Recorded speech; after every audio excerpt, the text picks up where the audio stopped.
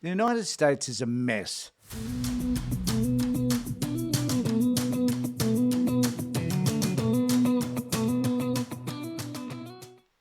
I was prepared to do a video on how crappy the United States is. And in order to do that, though, I was going to also do a clip from a show in which Jeff Daniels starred called Newsroom. But when I looked at that clip, I discovered that it was ineligible on YouTube because of copyright restrictions.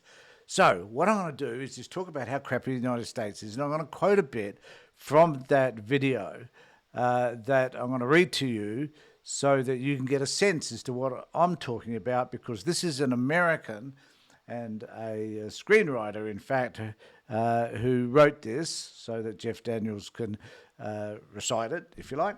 And as a result of all of that, I'm going to talk then about how disgusting the United States has become, in terms particularly of the myth that it was the greatest nation on earth.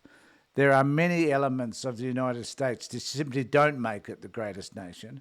In fact, it's an embarrassment as a nation itself, and particularly lately in relation to the terrorist attacks, the one in New Orleans, the one in front of Trump Tower, and so on. And also because, as I posted at some other point, the genocide that happens in the United States because of the number of shootings that occur as a result of their gun laws.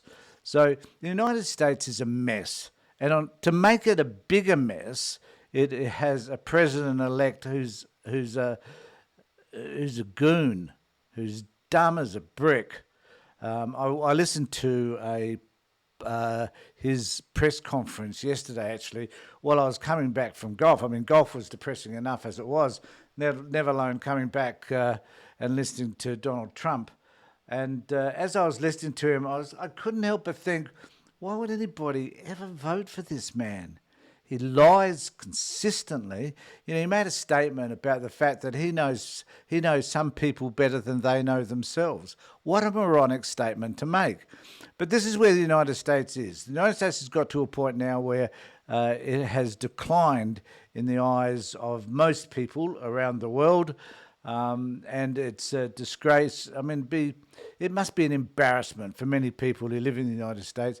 I noticed that the number of Google searches for how you go and leave the United States, what countries are the best countries to live in, if you are choosing to leave the United States, have increased by 141% or something. So since Trump was elected. So there are a lot of people who are saying, I've had enough. And fair enough. And those people need to be given credit for at least thinking that their country is not the greatest country on earth. The fact that it ever was, or the fact that they thought that it ever was, is certainly a myth. But the Jeff Daniels bit that I want to cite to you is this, and I'll read it out to you. And this is Jeff Daniels talking in this clip. He's on stage. Some of you might have seen it. Look it up, Jeff Daniels, not the greatest country in the world. Look it up on YouTube and you'll be able to find it. But in this piece, he's asked about whether they are the greatest country on earth. And this is his answer. And with a straight face, you're going to tell students that America is so star-spangled awesome that we're the only ones in the world who have freedom. Canada has freedom. Japan has freedom. The UK, France, Italy, Germany, Spain, Australia, Belgium has freedom. 207 foreign states in the world, like 180 of them, have freedom. There is absolutely no evidence to support the statement that we're the greatest country in the world.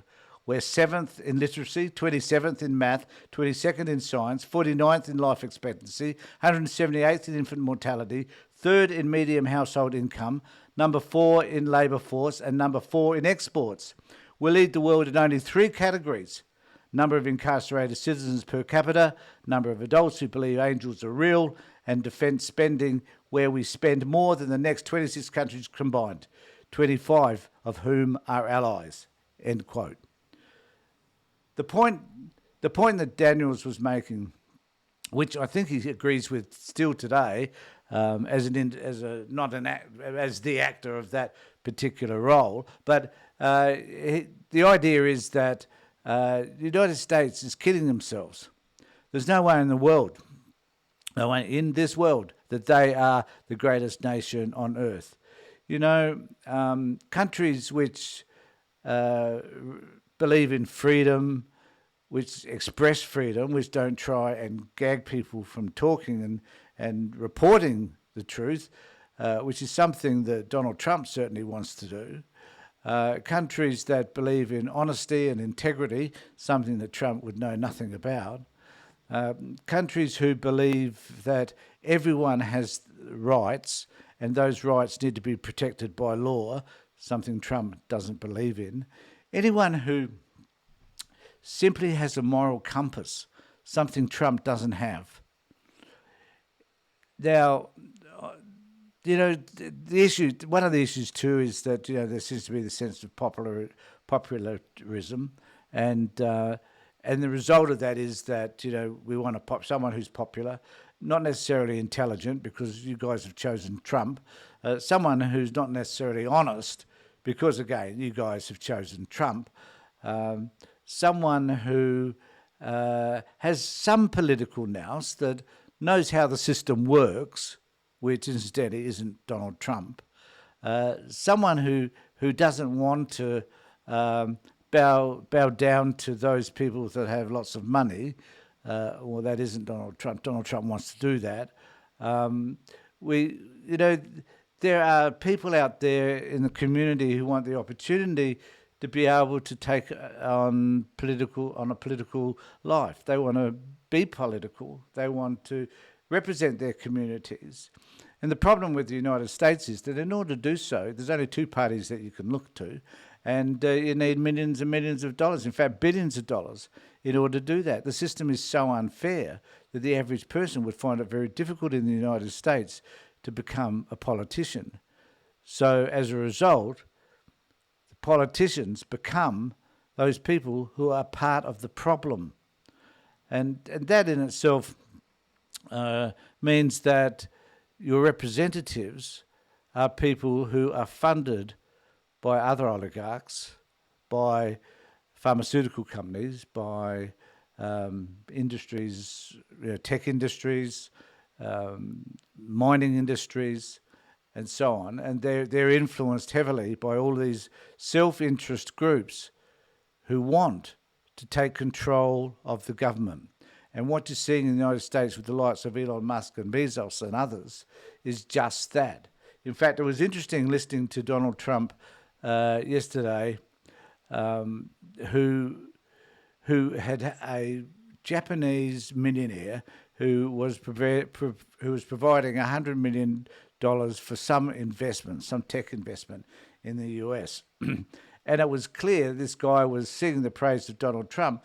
And it probably wasn't because he was Japanese, for Christ's sake. It wasn't like he had any great admiration for Trump. It was that he could see an opportunity to persuade Trump to accept his investment, which would probably mean that at the end of the day, by doing so, Trump would get rid of any restrictions that may impact that particular industry. I mean, it's the same thing with Elon Musk, because he earns more money from the government. He earns billions of dollars from the government, and so it is in his best interest to influence government policy so that he doesn't have to pay taxes, or so that he doesn't lose any of the contracts that he's got.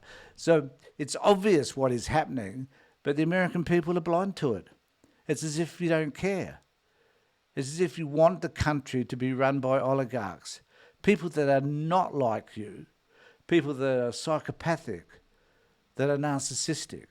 These are the sort of people, for some particular reason, you want to be running your country. And I don't understand it, because you are not the greatest country on earth. And as long as you allow these people to govern you in the way that they are planning to, then you will never, never, ever be the greatest country on earth, because the greatest country on earth isn't dependent upon your military force. Neither is it independent on your industrial power. It is dependent upon your integrity and the quality of life that you offer the people that live in your country. That's what makes a difference. And your country fails in all of those areas. So as I've said to you before, look, there'll be many people who will disagree with most of what I've just said, which is fine. You'll let me know because you're a bunch of crazy people, and you do let me know, and that's fine. Go for it. I get a great deal of joy out of deleting you. But remember to subscribe to my channel, ring the bell for further notifications, and let me know what you think in the comments below. Take care, look after yourselves, and more importantly, be safe.